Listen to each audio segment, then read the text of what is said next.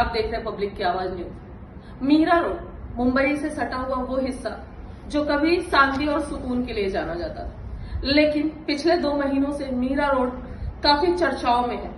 जितनी ज्यादा मीरा रोड की चर्चा है, उससे ज्यादा कहीं विवाद है यहाँ के एमएलए गीता जैन को लेकर। चर्चाओं में हमेशा बने रहती हैं गीता जैन, लेकिन कुछ महीनों से वो विवादों में बनी हुई है। जिस तरीके से 21 जनवरी की शाम को नया नगर में जो माहौल बना, जिस तरीके से हिंदुत्ववादी विचारधारा के लोगों की रैली पर जिस तरीके से कुछ उपद्रवियों द्वारा कह सकते हैं कि कुछ जो अलग प्रवृत्ति के लोग हैं, जिनकी मानसिकता अलग है, उन्होंने जिस तरीके से उन पर हमला किया, उसके बाद मीरा रोड का जो माहौल बदला, उसके बाद से गीता जैन काफी विवादों में चल रही। आज हम तमाम मुद्दों पे बातचीत करेंगे यहाँ के एमएलए गीता जैन से और जानेंगे उनसे कि क्या कुछ कहना है उनका, जिस तरीके से उन पर आरोप और प्रत्यारोप शुरू है। तो आइए हम सीधे बातचीत करेंगे एमएलए गीता जैन से। मैम नमस्कार। नमस्कार। मीरा रोड कभी शांति और सुकून के लिए जाना जाता था, लेकिन 21 जनवरी की शाम को जो यहाँ नया नगर में जिस तरीके की घटना घटी, उसके बाद जिस तरीके से आप उभर कर सामने आए, जिस तरीके से आप निकल कर सामने आई, आपने पूरा जो शाम की घटना थी, मतलब राम मंदिर प्राण प्रतिष्ठा की जो पूर्व संध्या पर जो घटना घटी, उसके बाद जिस तरीके से आप एक्शन मोड में आए, उसके बाद लोग आपको विवादित तरीके से प्रस्तुत कर रहे हैं। क्या कहना चाहेंगे इस पर? देखिए, आपके सवाल में ही आपका जवाब है। आपने कहा मीरा रोड में शांति इतने सालों से बनी हुई थी, इसका मतलब है हमने कहीं प्रोवोक नहीं किया। मैंने विवाद में रहने के लिए ऐसा कुछ इतने सालों तक नहीं किया। पॉलिटिक्स में मैं 20 साल से हूं। ये एक एक्शन का रिएक्शन है। मुझे आप बताइए, चलिए आप मेरी जगह होती, आपके धर्म का अपमान होता, आपके भगवान का अपमान होता, आपकी ध्वजा पे कोई थूकता, कोई मटन फेंकता, कोई उल्टी करता, आप चला लेते क्या? नहीं चलाते। और मैंने भी नहीं चलाया, तो विवाद क्या है? नहीं, लेकिन कहा जाता है कि आरोप तो ये भी लगे ना कि आप सनातनी कब से हो। ये तो सनातन धर्म वालों के साथ हुआ, लेकिन आप सनातनी कब से हो? सनातन कुछ लोगों का कहना है। देखिए, कुछ लोग जो अज्ञानी लोग हैं वो कुछ भी बोलते हैं। सनातन धर्म क्या है, क्या डेफिनेशन आप लगा रहे हैं? और अगर आप किसी का सुन के ये कह रहे हो कि मैं जैन हूं और मैं सनातन नहीं हूं, तो पहले सनातन की व्याख्या को जानिए और उसके बाद उस आरोपों को लगाइए, नहीं तो लोग आपके अज्ञान पे हंसेंगे। सनातन यानी सबको साथ में, चाहे वो हिंदू हो, सिख हो, जैन हो, बौद्ध हो, सबको सनातन ने अपने आप में समाया है। उसके बाद ये कहने का कि जैन सनातनी नहीं होता, कोई अज्ञानी भी ऐसा कह सकता है। लोगों का कहना है कि ये हिंदुत्व के मुद्दे को आपने लगी मीरा रोड में, एक तरीके से जो ये आग लगी धर्म की, उसकी आड़ में आप राजनीति कर रहे हैं, आप अपनी राजनीति की रोटियां सेक रहे हैं। देखिए, इतने सालों का, 20 सालों का मेरा रिकॉर्ड है कि मैं कभी धर्म की राजनीति नहीं करती। मुझे धर्म की राजनीति करनी होती तो मैं बहुत पहले से करती। मैं बल्कि बहुत शांतिपूर्ण तरीके से, बहुत भाईचारे की भावना के साथ हम सब यहाँ रह रहे हैं। मेरी तरफ से कभी भी किसी कौम के अगेंस्ट में न कोई बयान आया, न कोई एक्शन हुई, न कुछ हुआ। बल्कि मैं संवैधानिक तौर पे ये समझती हूँ कि मैं जब यहाँ की एमएलए हूँ, तो यहाँ का रहने वाला हर एक नागरिक ये हक रखता है कि संविधान से जो भी सुविधा उन्हें मिलनी चाहिए वो मुझे उपलब्ध करा के देनी है, चाहे वो हिंदू है, मुसलमान है, सिख है, ईसाई है, कोली है, आगरी है, कोई भी है। तो मुझे उन सबके लिए काम करना है, ये मेरा फर्ज है। नहीं, लेकिन पर्टिकुलर आप एक धर्म को टारगेट कर रही हैं। एक तरफ आप बात कर रही हैं कि हिंदू, मुस्लिम, सिख, ईसाई सब हो, लेकिन दूसरी तरफ आप 5 मिनट का समय मांगती हैं लोगों से। तो कहीं ना कहीं सिर्फ एक धर्म को टारगेट करना वो दर्शाता है। मुझसे पहले किसी ने 20 मिनट जब मांगा था, तब आप में से कितने लोगों ने ये पूछने गए थे कि आपने 20 मिनट किसके लिए मांगा? उसके बाद 15 मिनट वाले से नहीं पूछा गया, उसके बाद 10 मिनट वाले से नहीं पूछा गया। तो मैं ये कहती हूँ कि जो उनको 20 मिनट में या 15 मिनट में करना है, वो मुझे 5 मिनट में करना है। मैंने तो सीधा सा कैलकुलेशन लगाया। आप जनसंख्या के हिसाब से देखिए तो उनसे ज्यादा जनसंख्या हमारी दुगनी तिगनी तो है, तो हम तो बहुत कम समय लेंगे जो उन्हें करना है वो करने में। मतलब क्रिया का प्रतिक्रिया होगा, हर एक्शन का रिएक्शन होता है।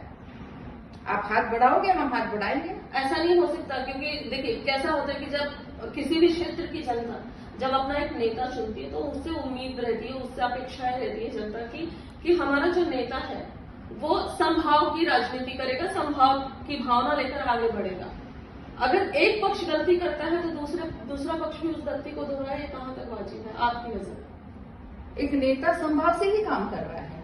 एक नेता नया नगर में रोड भी बना रहा है, एक नेता नया नगर में कैमरा भी लगा रहा है, एक नेता हर वो सुविधा वहां हाई मास्क की हो या जो भी हो वो दे रहा है। एक नेता दे रहा है, उसने कभी ये नहीं सोचा कि यहाँ मुस्लिम भाई रहते इसलिए ये नहीं करना चाहिए। मैंने स्मशान का भी काम कराया है, मैंने दफन भूमि का भी काम कराया है, मैंने कभी वो डिस्क्रिमिनेशन नहीं किया।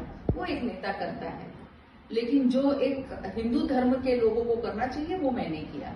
जब बात धर्म की आएगी तब मैं सनातनी हूँ, जब बात संविधान की आएगी तब मैं नेता हूँ। और मैं एज अ नेता मैंने वहां वो सब काम किए हैं जो एक नेता को करने चाहिए, लेकिन अपने धर्म की रक्षा की बात आएगी तो मैं सबसे आगे आके खड़ी रहूंगी। आरोप लगते रहते हैं लगातार आपके ऊपर, कभी विपक्षियों द्वारा आरोप लगाए जाते हैं, कभी आपके अपनों द्वारा भी आरोप प्रत्यारोप आप पर होते रहते हैं। बीते महीने में जिस तरीके से टी राजा यहाँ पर आए थे, जिस तरीके से एक माहौल था, जो भगवा में माहौल था, वो सबने देखा। उस प्रोग्राम को लेकर भी आप पे कई आरोप लगे कि प्रोग्राम किसी और का था, कार्यक्रम किसी और ने अरेंज किया, मेहनत किसी और ने की और उस कार्यक्रम का पूरा जो रूपरेखा था उस पर कब्जा आपने कर लिया। इस पर क्या कहना चाहेंगे? क्योंकि जिन लोगों ने आप पर ये आरोप लगाए हैं वो आपसे जुड़े थे। ओके, तो इस सवाल का क्या जवाब है? देखिए, मुझे नहीं मालूम, मतलब दूसरों के कार्यक्रम आप चुराते हो ऐसा? मैं वही आपको समझाने जा रही हूँ कि अगर आपने मेरा उस दिन का भाषण सुना हो तो मेरे भाषण में मैंने जो भी इस कार्यक्रम के आयोजक थे उनको मैंने आभार व्यक्त किया था कि आपने मुझे इस कार्यक्रम का हिस्सा बनाया, इसलिए मैं आपका आभार व्यक्त करती हूँ। तो मैंने कब कहा कि ये कार्यक्रम मैंने कहा। दूसरे जो ऐसा आरोप लगाते हैं वो उतने सक्षम नहीं है कि उनसे कोई चीज अपनी छीन लो और आप चुप बैठे रहो, आप कुछ कर ही ना पाओ। तो वो हमारे सक्षम नहीं होने की निशानी है कि जब हम सक्षम नहीं होते तब दूसरों पे हम बार बार धकेलते, अरे इसने ऐसा किया, अरे इसने ऐसा किया, अरे इसने ऐसा किया। वो उनके सक्षम नहीं होने की निशानी मतलब है। तीसरी बात, एक सेंटेंस कहा गया कि जब हमें अपने धर्म की रक्षा के लिए एक आके कहीं आना होता है तो भी हमें कोर्ट में जाना पड़ता है। हमें का मतलब है मैं नहीं, गीता जैन नहीं। हमें का मतलब है कि हिंदुओं ने जब एक साथ ऐसा कुछ करना है तो हमें कोर्ट का सहारा लेना पड़ता है। लेकिन कुछ लोग इस भाषा को नहीं समझते। वो ठीक है, उनका ज्ञान शायद उतना होगा इसलिए वो इस तरह की बातें करते होंगे, मुझे उस बात का बुरा नहीं लगता। और जब विरोधी बार बार आपकी तरफ उंगली उठाए तब आप जरूर समझिए कि आप सही जा रहे हैं। जिस तरीके से आपने धर्म को एक मुद्दा बना लिया है, क्योंकि अभी जिस तरीके से आपने सदन में बात उठाई थी दरगाह को लेकर, आपको नहीं लग रहा है कि एक तरफा सब कुछ एक तरफा जा रहा है, एक ही धर्म को टारगेट किया जा रहा है? धर्म के रास्ते में मैं कब नहीं चली थी। मेरे यहाँ से हनुमान मंदिर बना, मेरे घर से शिव मंदिर बना, तो दरगाह पे विवाद क्यों? मैं वही तो बता रही हूँ आपको कि धर्म के रास्ते में तो मैं सालों से चल रही हूँ। 5-5, 6-6 मंदिर हमने बनाए, सभी भगवान के, हनुमान जी के बनाए। जो जैन मुझे कहते हैं कि हिंदू नहीं होते, मैंने हनुमान जी का मंदिर बनाया, उनको ये जवाब दे रही हूँ। हमने शिव जी का मंदिर यहाँ बनाया है, हमारे जैन मंदिर यहाँ बहुत सुंदर बना हुआ है, लोग कहीं से भी दर्शन करने आते हैं। और हमारे वहां नवगढ़ में एक मंदिर में हमारा डोनेशन है, हमने उसकी दीवार बनाई है। यानी ऐसा कौन सा हिंदू धर्म है जिसका या पंथ है जिसमें हमने मदद नहीं की? तो धर्म के रास्ते तो मैं पहले से चल रही हूँ। बात रही दरगाह की, तो मैंने वहां धार्मिक तौर पे उंगली नहीं उठाई। आप देखिए, वहां से ही कुछ विदेशी पकड़े गए, वहीं की महिला पुलिस पे हमला हुआ नशे पे, वही नशेखोरी नीचे तलखाने में होती है, उसका ऑपरेशन हुआ और शशि जी ने उसका वीडियो बताया कि ये देखिए सो कॉल दरगाह के नीचे नशेबाजी हो रही है। वहीं पे धर्म परिवर्तन एक हमारी बालिग लड़की का करा के उसकी शादी कर दी गई, वो मौलवी वहां के थे। तो इतनी इलीगल एक्टिविटी के बाद अगर मैं उस वास्तु पे उंगली ना उठाऊं, एनआईए की रिपोर्ट है कि वो वास्तु जो है वो सुरक्षा की दृष्टि से बहुत ही नाजुक जगह पे है और उसे वहां नहीं होना चाहिए। ये मेरी नहीं, 2003 में एनआईए की रिपोर्ट है। तो उसके बाद भी अगर प्रशासन अगर कोई कदम नहीं उठाती, हमारी सुरक्षा पे एक क्वेश्चन खड़ा रहता है, तो भी हमारे एक जनप्रतिनिधि के रूप में नहीं बोलना चाहिए क्योंकि वो दरगाह है, क्योंकि मुझे थप्पा लग जाएगा कि मैं एंटी मुस्लिम हूँ। जी नहीं, बहुत सारे यहाँ मंदिर मस्जिद है, मैंने और किसी पे उंगली नहीं उठाई। जो इलीगल एक्टिविटी वहां चल रही है उस पे उंगली उठाई है, लेकिन उनको बचाने के लिए जबरदस्ती का ये कहा जाता है क्योंकि ये हिंदू लेडी है, मुस्लिम दरगाह पे नजर न डाल रही है। तो पूरे शहर के इतने सारे दरगाह मस्जिद मंदिर, उस पे नजर क्यों नहीं डाली मैंने? कुल मिलाकर ये कहा जा सकता है कि जहां जहां अवैध एक्टिविटी होगी वहां वहां गीता जैन एक्टिव होंगी। बिल्कुल, वो घर हो चाहे दरगाह हो। एक बात आपने की धर्म परिवर्तन की।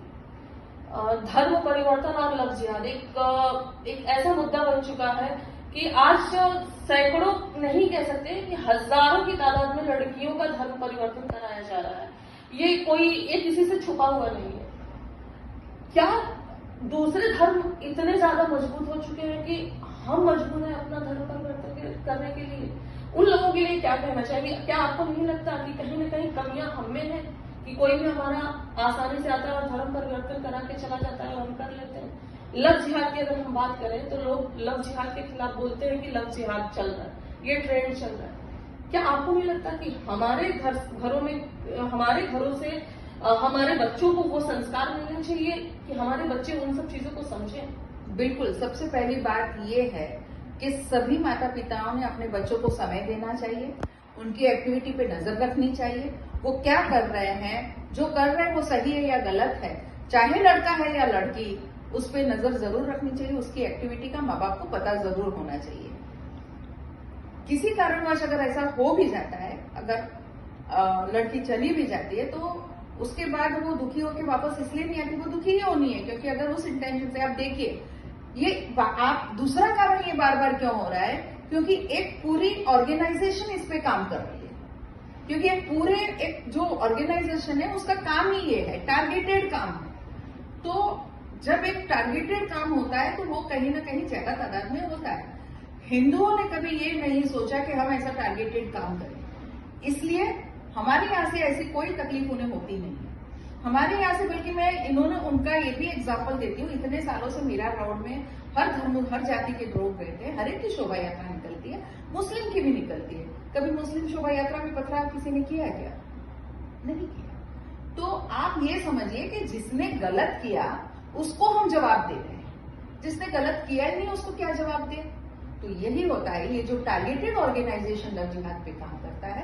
मैं लव जिहाद तो एग्जैक्टली नहीं कहूंगी, लड़कियों को फंसाने का जो काम करते हैं वो टारगेटेड है, इसलिए वो सफल होते हैं। हमारे संस्कार बहुत अच्छे हैं, हम बहुत मजबूत है, लेकिन टारगेटेड जब कोई काम किया जाता है तो उसको सफलता मिलने की संभावनाएं ज्यादा रहती है।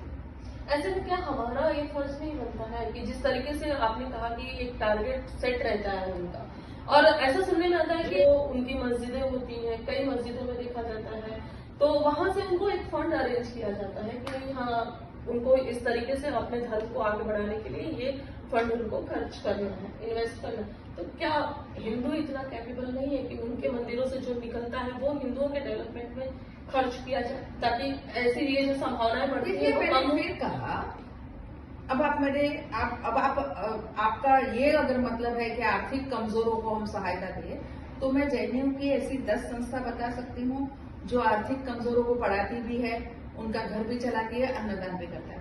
हिंदुओं में जो मैं तो जैन और हिंदू अलग नहीं समझती, लेकिन बाकी भी इतनी सारी संस्थाएं हैं, इतने सारे एनजीओज हैं कि उनको मदद मिलती है।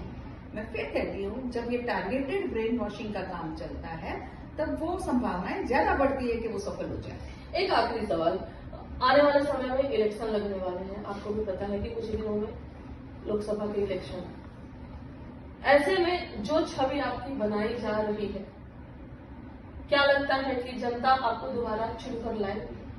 देखिए, क्योंकि लोगों के मन में एक भाव बैठता जा रहा है कि गीता जैन धर्म की राजनीति कर रही है, वो हिंदू मुस्लिम करके लोगों को बांटने की कोशिश कर रही है। तो क्या दोबारा जनता आपको पसंद करेगी? मैं फिर कहती हूँ, मैं धर्म की राजनीति नहीं करती। अगर ये एक्शन नहीं होती तो मेरा रिएक्शन नहीं होता। इतने सालों में मैंने कभी किसी धर्म के लिए कभी कुछ नहीं कहा। और अभी भी मैं दो धर्म के लिए नहीं कह रही, मैं कहती हूँ कि उन लोगों ने जो किया वो गलत किया। अच्छा, ये मैं हिंदू हूँ और मैंने गलत कहा तो आपको लगता है कि हिंदू मुस्लिम कर दिया। हमारे मुजफ्फर भाई ने भी पत्रकारों की जब बैठक थी, हम सबको बुलाया गया था, तब भी उन्होंने कहा था कि जो घटना घटी वो घटना का मैं भी समर्थन नहीं करता। उन्होंने कहा तो ठीक, मैंने कहा तो गलत। ये आप कर रहे हैं कि मैं कर रही हूँ? भाई उन्होंने भी कहा, आपने उनसे जाके नहीं पूछा कि आपके धर्म के लोगों ने कहा था तो फिर आपने अपने धर्म के लोगों के लिए ऐसा क्यों बोला? जो गलत होता है, जो एक्शन गलत है, उसे पूरी दुनिया गलत करेगी। और जो बहुत सारी चीजें उन्होंने अच्छी की, मैं रथ यात्रा के समय हमेशा हमारे दाऊदी बोहरा भाइयों का अभिनंदन करती हूँ। उनका धर्म अलग होने के बावजूद उस रथ यात्रा में वो सेवा देते हैं। अप्रैल की गुड़ी पड़वा की जो हमारी रथ यात्रा निकलती है, सभी धर्म, लास्ट में एक ट्रक हमारे मुस्लिम भाई उसमें शामिल होते हैं। ये है धर्मचारी की भावना, ये है सही धर्म कि दूसरे के धर्म को सम्मान करो, वो सही धर्म है। आप किसी भी पंथ को मानो, चाहे हिंदू मुस्लिम को मानो, चाहे आप सिख को मानो, बौद्ध को मानो, लेकिन दूसरों धर्म को सम्मान करो, ये सही धर्म है। गीता जी का अगला पड़ाव क्या होगा, अगला वो क्या होगा कि किस मुद्दों को लेकर वो जनता के बीच में जाएंगे? क्योंकि बहुत सारी बातें जनता के मन में भर चुकी हैं, उसको गीता जी कैसे निकालेंगे? देखिए, मैं अभी तक ये समझती ही नहीं हूँ कि मैंने कोई ऐसे लोगों के मामले में भ्रम पैदा किया हो, धर्म ये किया हो। क्योंकि लोग जो मुझे इतने सालों से जानते हैं वो ये भी जानते हैं कि इतने सालों में धर्म की राजनीति नहीं करने वाली लेडी आगे भी धर्म की राजनीति नहीं करेगी। कुछ ऐसा गलत हुआ तो उसका आवाज उठाना मेरे हिसाब से गलत नहीं है। और लोगों को एक एमएलए को चुनना है जो उनकी सभी शहर का विकास करे, उनकी जरूरत है उनको पूरी करने का प्रयास करे। यानी जो उनकी सुविधाएं हैं, यहाँ शहर की बेसिक मूलभूत सुविधाएं हैं, उसको लाने का प्रयास करें, उनके जीवन को और आसान बनाएं। चाहे वो हम आजकल फिर रो सेवा चालू की हो, मेट्रो की हो, बसेस हमने इलेक्ट्रिक लाई हो, हमने बहुत सारे ऐसे विकास के काम किए हैं। आप सीसी रोड बनते हुए देख रहे हैं, सीसी रोड बन रहे, ये एक नेता का काम है और वो मैं बखूबी कर रही हूँ। इस 2 सालों में जितनी निधि मीरा भाईंदर में आई है उतनी इतने सालों के इतिहास में नहीं ला है। तो वो विकास मुझे लगता है कि लोगों को ये बताने के लिए कि एज अ नेता, एज एन एमएलए, जो विकास मुझे इस शहर का करना चाहिए था वो मैं कर रही हूँ। एक्शन की रिएक्शन में लोग ये भ्रमित ना हो कि मैं किसी एक संप्रदाय को पकड़ के बैठी हूँ। हाँ, गलत चीज को गलत कहना ये मेरी आदत है, मेरा फर्ज है, वो मैं जरूर करूँ। आखिरी सवाल कि अभी कुछ दिनों पहले आजाद नगर में जो आग लगी है, जहाँ पर 250-300 झोपड़पट्टियां थी, वहां पर आग लगी और वो वो बस्ती जल के खाक हो गई। अब ऐसा कहा जा रहा है कि वो गवर्नमेंट की जमीन है और उस पर अभी महानगर पालिका अपनी कार्रवाई कर रही है। लेकिन सवाल ये है कि वो जो 250-300 घर थे, वो बताया जा रहा है कि 20-25 साल से वहां पे वो लोग रह रहे थे, तो ऐसे में नुकसान तो उनका हुआ। अभी उनके लिए क्या? क्योंकि एमएलए के तौर पे अपेक्षाएं आपसे लोगों की बहुत ज्यादा हो। बिल्कुल, मैंने और हमारी बात भी हुई थी तो आपने कहा भी था कि कुछ उनके लिए वाजिब हम करेंगे। बिल्कुल, और मैं आज भी आपको यही कह रही हूँ। तब जिस दिन आग लगी थी और मैं वहां गई थी, तब सबसे पहले जरूरत थी कि जिनके घरों में आग लगी है, सुबह 5 बजे आग लगी है, इसका मतलब उनका चाय नाश्ता भी नहीं हुआ। तो तुरंत ही बाजू की बिल्डिंग में कमिश्नर जी ने कहा कि कुछ लोग, कुछ एनजीओज आ रहे हैं और मैंने कहा था उनको कि सर नाश्ते की व्यवस्था यहाँ कराई जाए, आगे का उनके घर का सब बाद में सोचेंगे, उनके सामान का बाद में सोचेंगे, पहले 5 बजे से भूखे प्यासे लोग, क्या हम उन्हें पहले खाना देंगे? उन्होंने कहा बिल्कुल, उसकी व्यवस्था हो गई है, कुछ एनजीओज उसकी व्यवस्था कर रहे हैं, तो वो व्यवस्था उनकी करने के बाद उनके घर का कैसे होता है वो करेंगे। तब तक वहाँ के आमदार सरनाइक जी ने उनके लिए एक कुछ घर बनाने की या घर देने की योजना वहाँ शायद उनको कहा है कि वो पक्के घर बना के दे रहे हैं। तो मुझे लगता है कि क्योंकि वो उनकी कॉन्स्टिट्यूंसी है, तो जब उन्होंने वो हाथ में ले लिया है तो मुझे उसमें हस्तक्षेप नहीं करना चाहिए। ये थी एमएलए गीता जैन, जिन पर आरोप तो हमेशा लगते रहते हैं, लेकिन बेबाकी जितनी तेजी से उन पे आरोप लगते हैं उतनी ही बेबाकी से उनके जवाब भी देती हैं वो। जब हमने उनसे सवाल किए कई मुद्दों पे जैसे धर्म की राजनीति करने को लेकर, तो उनका सीधा कहना है कि मैं धर्म की राजनीति नहीं करती हूँ, कहीं ना कहीं जनता को गुमराह किया जा रहा है मेरे नाम पर कि मैं धर्म की राजनीति करती हूँ। एक्शन का रिएक्शन होगा। अगर हम किसी के धर्म का सम्मान करते हैं तो आप हमारे धर्म का सम्मान कीजिए, यदि बात हमारे धर्म का अपमान किया जाएगा तो वो अपमान हम बर्दाश्त नहीं करेंगे। फिलहाल आज के लिए वीडियो में इतना ही। आगे फिर होगी आपसे मुलाकात, तब तक के लिए नमस्कार।